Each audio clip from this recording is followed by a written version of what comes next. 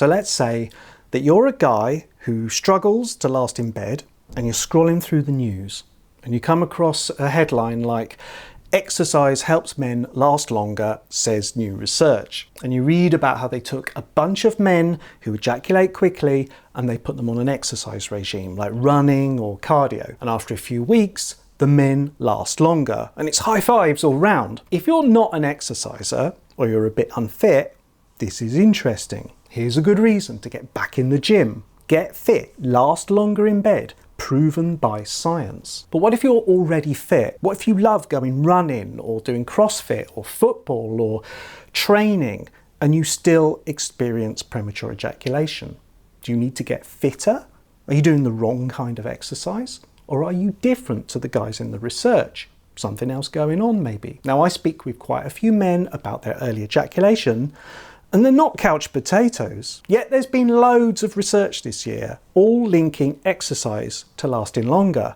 Now I put out a video a couple of months ago about research into running.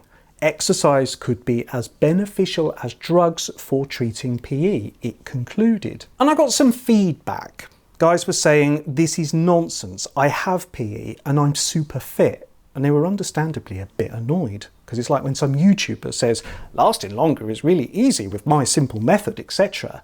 And if you've battled with premature ejaculation for as long as you've been sexually active, that's annoying because it's not true. YouTubers, eh? It's well known that exercise helps with mood and depression. It burns up stress. It raises our serotonin levels. So it makes sense to see what else exercise can do for us, even in the bedroom. So another study using rats, who do experience premature ejaculation, by the way. Researchers observed and timed the sexual activity of a bunch of rats, and they picked out the ones who consistently ejaculated more rapidly, and they put them into 4 groups. There was an exercise group, where the rats went on a treadmill for an hour a day. There was a dupoxetine group, where they took the SSRI medication. And there was an exercise and dupoxetine group, and a control group. No treadmill or dupoxetine, just hanging out, being a rat. And after 6 weeks, they saw significant improvement, longer lasting intercourse in the first 3 groups. Even the group that just did exercise, they saw a delayed effect of exercise equivalent to dupoxetine. Rats don't get stressed about their relationships. They don't compulsively watch porn. They don't have performance anxiety, as far as we can tell.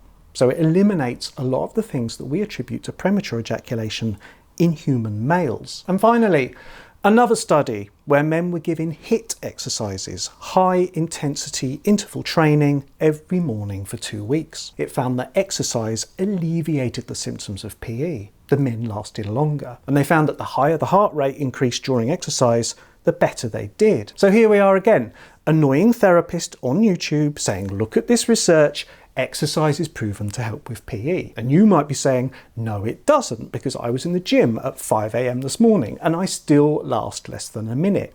And I totally get it. So what is going on here? For men who are exercising, are they doing the aerobic activity that raises their heart rate? Because some activities like long distance running or some forms of weight training, they can be more about endurance and strength than cardio. And of course, we adapt to any exercise or movement pattern if we do it often enough. That's how fitness works. So that could be a factor in this, introducing new exercises now and again to get those cardio benefits. The HIIT study showed that increased heart rate during the activity was key. And those rats in the exercise group too, definitely a new activity for them. But as with any workout or exercise routine, there might be diminishing returns over time in terms of cardio fitness. So mixing things up, not sticking to the same routine for months on end, is probably a takeaway here. Pacing yourself and not breaking yourself, of course. And the research, particularly the rat study, showed that there's a lot more going on with cardio exercise too. Boosting our serotonin levels, yes, but also affecting our 5-HT receptors and our brain-derived neurotrophic factor, helping neurochemicals cross the blood-brain barrier. There are multiple complex things going on, and they all relate to our sexual function too. And we can kickstart these processes quite simply with effective cardio. One other point about running. There's some debate about whether running helps condition our pelvic floor muscles or whether it weakens them.